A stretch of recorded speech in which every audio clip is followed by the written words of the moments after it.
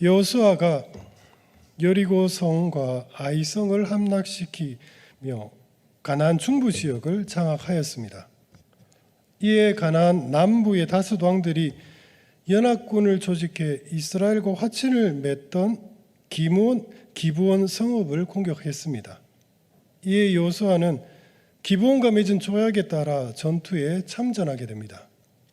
가나안 남부 연합군이 기브온을 포위하고 있을 때 여호수아가 밤을 틈타 기습하였습니다. 그리고 그때 하나님께서도 하늘에서 우박을 쏟아 부으며 적들을 공격하였습니다. 전장은 순식간에 아수라장이 되며 혼돈 속에서 남부연합군은 와해되었습니다. 사상자를 살펴보니 우박에 맞아 죽은 자가 이스라엘의 칼에 죽은 자보다 더 많았습니다. 이 승리는 가나안 남부의 조직적인 저항을 완전히 제거하는 결정적인 계기가 되었습니다. 그리고 이 경이로운 승리의 소문은 가나안 북방 땅에도 들불처럼 퍼져가기 시작했습니다. 사랑하는 성도 여러분, 우리는 지금 어느 때보다 믿음의 방향을 잡기 어려운 시대를 살아가고 있습니다. 겉으로는 아무런 문제 없이 지나가는 것처럼 보이지만 마음 안에는 누구나 크고 작은 전쟁을 치르고 있습니다. 누군가는 해결되지 않는 문제 앞에서 하루하루 마음이 무너지고 누군가는 사람과의 갈등 때문에 깊은 상처를 안고 살아갑니다. 또 어떤 이는 반복되는 실패와 좌절 속에서 과연 내가 이 싸움을 끝까지 버틸 수 있을까 스스로 되묻습니다. 그런데 더 큰 문제는 우리가 영적인 전쟁 중이라는 사실을 자각하지 못할 때 찾아옵니다. 예배의 자리는 예전만큼 간절하지 않고 기도의 무릎은 점점 굳어가고 말씀 앞에서 감동받던 마음은 어느새 묻어져 버립니다. 그런데도 우리는 그 변화가 얼마나 위험한지 깨닫지 못한 채 원래 이런가 보다라며 쉽게 넘어갑니다. 요즘 시대의 가장 큰 영적 위험은 사탄의 공격이 거세진 것이 아닙니다. 교인들이 영적인 투쟁심 그 자체를 잃어버리는 데 있습니다. 믿음의 싸움 앞에서 두려움이 커지고 하나님을 의지하기보다는 상황과 감정이 우리 마음을 끌고 다닐 때가 참 많습니다. 그래서 해야 할 줄 알면서도 움직이지 못하고 옳은 길인 줄 알면서도 손해가 두려워 물러서는 일이 생기는 것입니다. 사랑하는 성도 여러분, 우리는 지금 예수님과 함께 이 영적 전투에 싸울 준비가 잘 되어 있습니까? 이스라엘이 가나안 남부의 왕들을 연이어 물리치고 땅을 휩쓸고 있다는 소식은 곧 북쪽의 강력한 왕국들에게까지 전해졌습니다. 이 소식은 북부 도시들의 왕들에게 두려움을 주었습니다. 그리고 그들은 이스라엘이라는 공동의 위협을 대항하기 위해 단결하기로 결의했습니다. 그 북방 연합의 중심에는 당시 북쪽에서 가장 강력한 도시 핫솔의 왕 야빈이 있었습니다. 야빈은 이스라엘의 침략을 용납할 수 없다고 판단하고 이 위협을 단번에 제거하기 위해 사방의 왕들에게 서신을 보내었습니다. 야빈의 부름에 따라 산지에 거주하는 왕들부터 갈릴리 호수 남쪽 아라바 평야 그리고 서쪽 해안 평야 높은 곳의 왕들까지 모두 그 서신에 응했습니다. 수많은 족속들, 심지어 헤브론 산 아래 히위 족속까지 이스라엘에게 적대적인 모든 민족이 단일한 목적 아래 뭉쳤습니다. 이들이 이끌고 온 병력은 실로 엄청나서 그 수가 바닷가의 모래알처럼 많았습니다. 특히 당시 전쟁에서 가장 위협적이었던 무기, 말과 병거의 수는 정말 압도적이었습니다. 이스라엘 군대와는 정말 비교할 수 없는 정말 무장의 차이였습니다. 그렇게 가나안 북방 연합군은 진군하여 전략적 욕충지인 메론 물가에 거대한 진영을 세웠습니다. 가나안 정복 전쟁에서 가장 거대하고 위협적인 최후의 대회전이 이제 시작하려는 순간이었습니다. 북방연합군의 압도적인 진영 앞에서 이스라엘 군대가 긴장하고 있을 때 여호수아에게 하나님의 말씀이 임하였습니다. 너는 그들로 말미암아 두려워하지 말라. 적군의 병거에 굉음이 귀를 울리는 순간에도 하나님은 여호수아의 마음을 평안하게 붙들어 주셨습니다. 내일 이맘때 내가 그들을 이스라엘 앞에 넘겨주어 몰살시키리니 내가 이미 그들을 너희 손에 넘겨주었노라. 그리고 하나님은 특별한 명령을 더 붙이셨습니다. 승리한 후에 너는 그들의 말들의 뒷발 힘줄을 끊고 병거들을 다 불사르라. 하나님의 약속을 받은 여호수아는 지체하지 않고 곧바로 모든 정예 병사들을 이끌고 메론 물가로 향했습니다. 그리고 그 시간 북방연합군은 자신들의 압도적인 전력만 믿고 방심하고 있었습니다. 바로 그 틈을 노리고 여호수아가 급습한 것입니다. 그리고 그 결과는 하나님 말씀대로였습니다. 북방연합군은 순식간에 와해되기 시작했습니다. 지금까지의 허장성세가 허무할 정도로 하나님의 군대 앞에서 정말 무력했습니다. 이스라엘 군대는 적들을 쳐서 단 한 사람도 남기지 않고 멸했습니다. 그리고 추격전은 시돈과 미스본마임 동쪽의 미스바 골짜기까지 이어졌습니다. 여호수아 장군이 이 전투에서 완전한 승리를 거둔 후 하나님의 명령을 한치의 오차도 없이 이행했습니다. 전리품이 될 수 있었던 수많은 말들의 힘줄을 다 끊어버렸습니다. 그리고 그들의 강력한 병거들 모조리 불태워버렸습니다. 이는 이스라엘의 군대는 물론이요 주변 모든 세력들에게도 이번 승리가 오직 하나님께로부터 왔음을 확정하는 강력한 표징이 되었습니다. 북방연합군을 메론 물가에서 완전히 괴멸시킨 후 여호수아는 곧바로 그 연합의 심장부인 북방 모든 왕국의 중심지였던 하솔로 진격합니다. 여호수아는 하솔 성읍으로 가서 왕을 칼로 쳐 죽이고 곧이어 성읍 그 전체를 함락했습니다. 다른 성읍과는 달리 연합의 중심지요 상징이었던 하솔은 철저한 진멸의 대상이 되어 하나님의 명령에 따라 불살라 잿더미가 되었습니다. 그 후에 여호수아는 북부 산지와 아라바 평지에 남아있는 남은 다른 왕들을 사로잡아 처단했습니다. 그러나 하솔을 제외하고는 다른 성읍들은 불태우지 않고 그대로 두었습니다. 성읍 안에 있던 노략물들은 모두 이스라엘 자손이 차지하였습니다. 그러나 호흡이 있는 모든 것은 모세의 율법에 따라 남김없이 칼날로 진멸되었습니다. 이로써 가나안 땅의 북부 정복이 완료된 것입니다. 성경은 이 위대한 정복 전쟁을 다음과 같이 한마디로 요약합니다. 여호수아께서 그의 종 모세에게 명령하신 모든 것을 모세는 여호수아에게 명령하였고 여호수아는 그대로 행하여 여호와께서 모세에게 명하신 모든 것을 하나도 행하지 아니하는 것이 없었더라. 이 위대한 승리는 그들의 군사적인 재능이 아닌 하나님에 대한 여호수아의 철저한 순종이 맺은 유일한 열매였습니다. 하솔왕 야빈이 주도한 북방연합군은 가나안 역사상 이스라엘에 대항하여 조직된 가장 강력하고 힘센 군사연합체였습니다.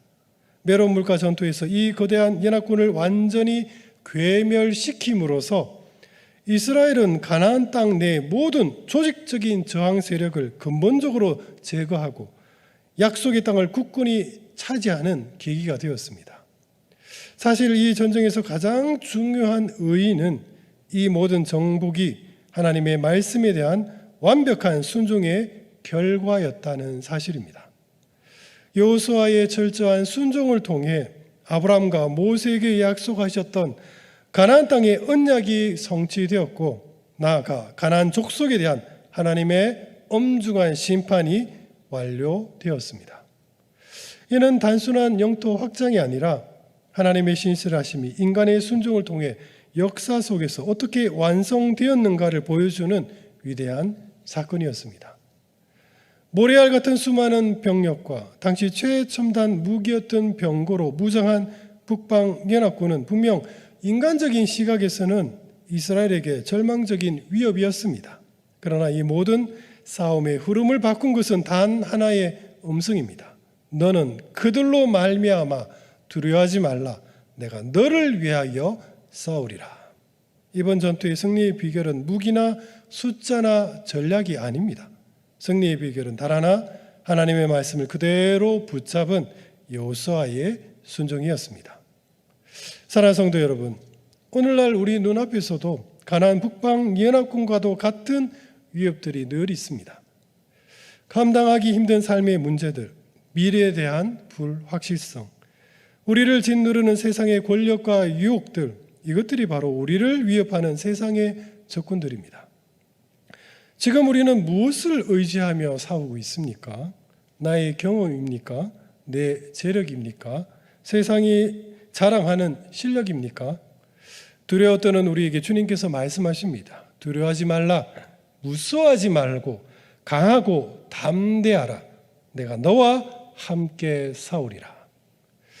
여호수아가 하나님께 순종하며 승리해 나아갔듯이 그리스도의 병사된 우리 역시 예수님의 말씀에 복종함으로써 날마다 믿음으로 하나님 나라를 넓혀갈 수 있을 것입니다. 그러므로 성도된 우리는 내 알량한 힘과 어설픈 지식을 이제 모두 하나님 앞에 내려놓고 오직 주님만을 의지하며 믿음으로 전진해야 할 것입니다. 주님께서 말씀하십니다. 담대하라. 내가 세상을 이겼노라. 우리의 대장 되신 예수 그리스도께서 이미 이 거대한 영적 전쟁의 승리를 확정하셨습니다. 사랑하는 성도 여러분, 우리 모두 이미 승리하신 우리 주님과 함께 믿음으로 날마다 진격합시다. 여호수아가 이끄는 이스라엘 군은 메론 물가에서 대성을 거두었지만 가나안 땅은 여전히 넓었습니다. 대규모 전투는 끝이 났지만 가나안 전역에 흩어져 남은 세력들을 소탕해야 하는 국지전은 수년 동안 지속되었습니다. 성경학자들은 그 기간을 약 7년으로 추정합니다. 이 과정에서 가나안의 여러 족속들은 끝까지 항복하지 않고 완강하게 항전했습니다. 그 결과 그들은 하나님의 명령대로 남김없이 진멸당하였습니다. 특히 성경은 과거 이스라엘 정탐꾼들이 두려워했던 거인족인 아낙 작손의 멸절을 기록합니다. 이스라엘 백성은 과거 이 거인을 보고 두려움에 사로잡혀 하나님과 모세를 원망하며 애굽으로 돌아가려고 했었습니다. 그러나 이제는 달랐습니다. 하나님께 순종하여 전쟁에 나선 이스라엘 앞에서 과거 그 두려웠던 존재는 심판의 칼날에 쓰러질 뿐입니다. 결국 7년에 걸친 가나안 정복 전쟁은 이스라엘의 완전한 승리로 그렇게 끝이 났습니다. 그런데 성경은 이 대목에서 아주 흥미로운 사실을 밝힙니다. 가나안 족속들이 항복하지 않고 싸우다 진멸당하게 하신 일은 다름 아니라 하나님이라고 말씀하십니다. 즉 하나님이 그들의 마음을 고집스럽게 만드셨다는 뜻입니다. 성도 여러분, 이것은 무슨 의미일까요? 악한 마음을 품고 죄를 지으며 악을 행한 주체는 가나안 족속들 그들 자신들입니다. 하나님께서는 무려 400년 동안 유예 기간을 두시며 그들의 악행이 멈추기를 기다리셨습니다. 그러나 결국 그들의 악이 극에 달해 하나님의 심판의 때가 이루고 만 것입니다. 따라서 가나안 족속의 멸망의 책임은 전적으로 그들 스스로에게 있습니다. 이 지점에서 우리는 회심에 대한 본질적인 질문을 하지 않을 수 없습니다. 아무리 족속들은 왜 스스로 회개하지 않았던 것일까요? 성경은 인간의 본성에 대해 정확하게 평가합니다. 사람의 마음이 계획하는 바가 어려서부터 악함이라 의인은 없나니 하나도 없도다. 본질적으로 죄성을 가진 인간은 하나님의 직접적인 개입, 즉 은혜가 없다면 언제나 자기 죄 때문에 스스로 멸망하는 존재일 수밖에 없습니다. 성경이 말하는 회개는 겉으로는 인간의 행위처럼 보이지만 본질적으로는 하나님의 은혜의 역사입니다. 하나님의 은혜가 아니면 인간 누구도 결코 회심할 수 없습니다. 성경에서 말하는 심판의 실체는 궁극적으로 유기, 그러니까 하나님의 내버려 두심입니다. 심판의 현상은 불이 떨어지거나 땅이 갈라지는 것일 수 있지만 심판의 본질은 하나님께서 은혜 베푸시기를 멈추는 것입니다. 성경이 가나안 족속들의 완악함을 하나님께서 그렇게 하셨다고 표현하신 것은 하나님이 그들의 마음을 악하게 만드셨다는 뜻이 아닙니다. 오히려 악한 그들의 마음을 그냥 내버려 두셨다는 뜻입니다. 하나님께서는 가나안 족속들을 완전히 심판하시려고 그들에게 회개할 마음을 주시는 은혜를 거두신 것입니다. 로마서 1장 28절에서 31절은 말합니다.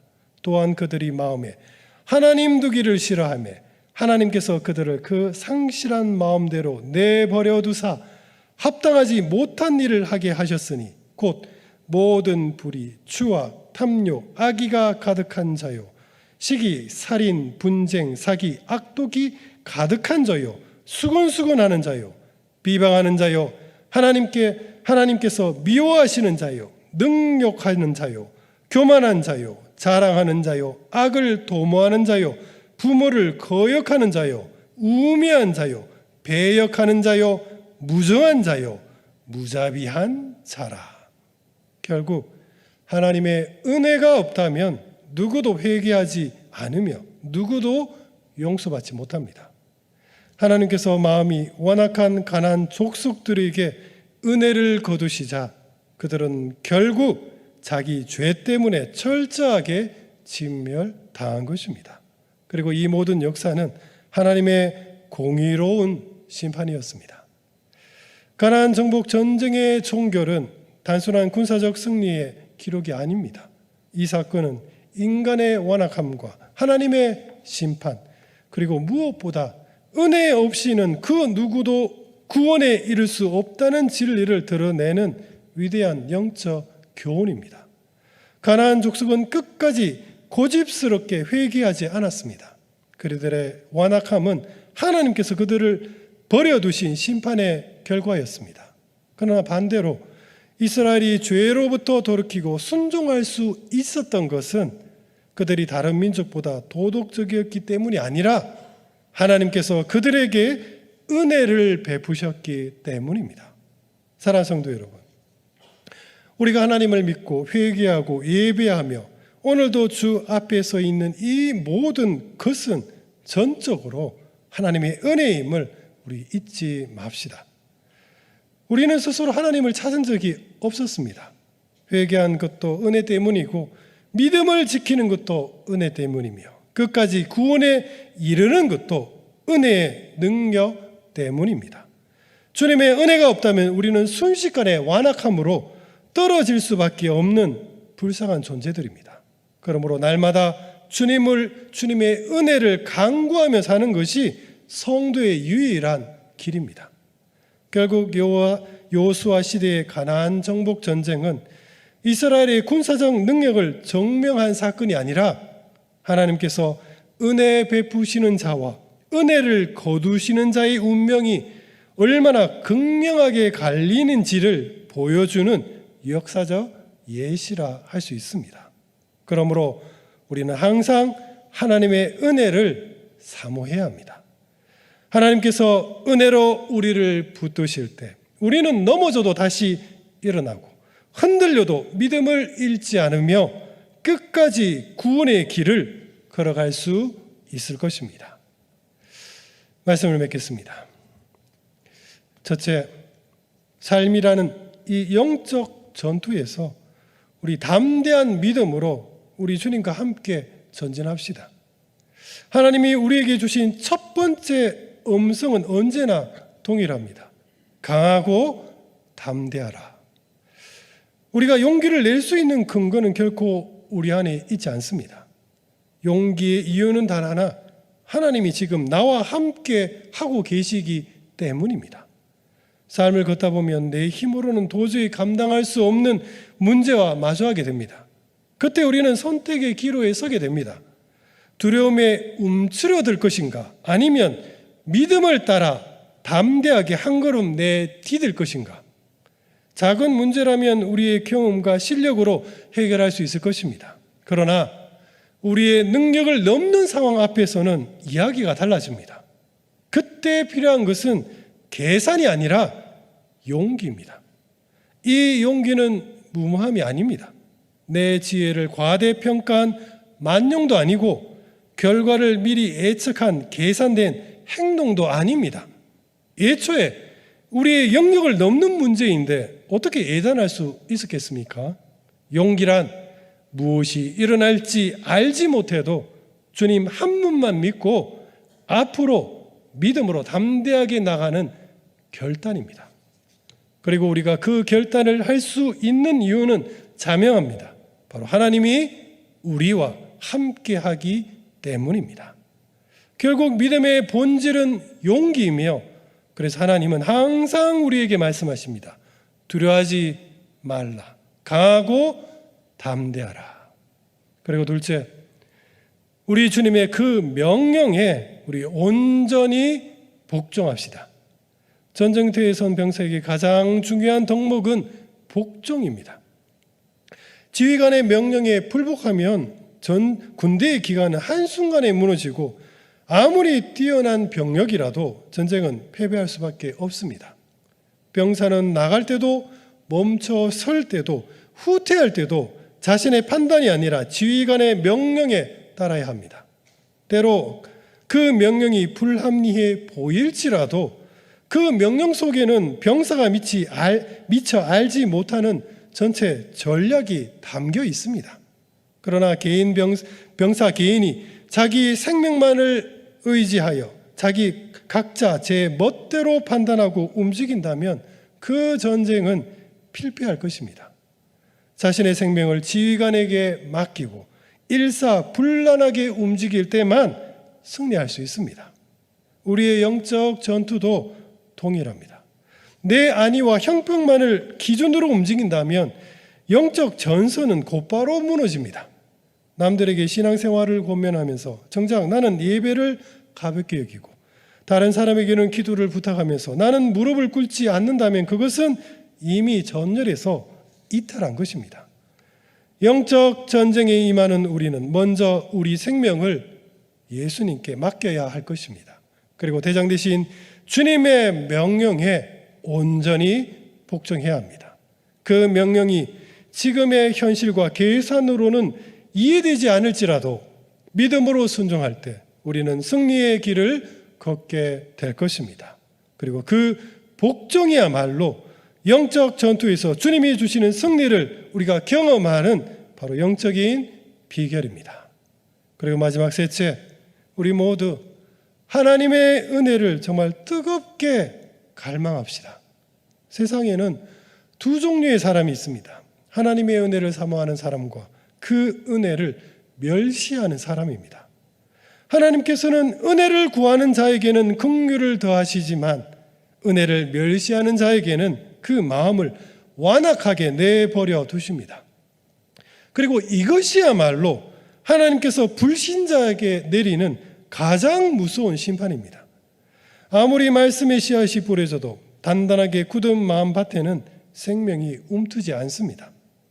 귀가 있으나 듣지 못하고 눈이 있으나 보지 못하게 하는 형벌, 그것이 은혜를 멸시하는 자들에게 임하는 하나님의 최종적인 심판입니다.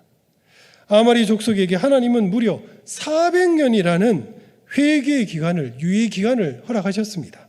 그러나 그들은 끝내 돌이키지 않았고 그 완악함이 결국 그들을 공의로운 심판 아래에 서게 했습니다.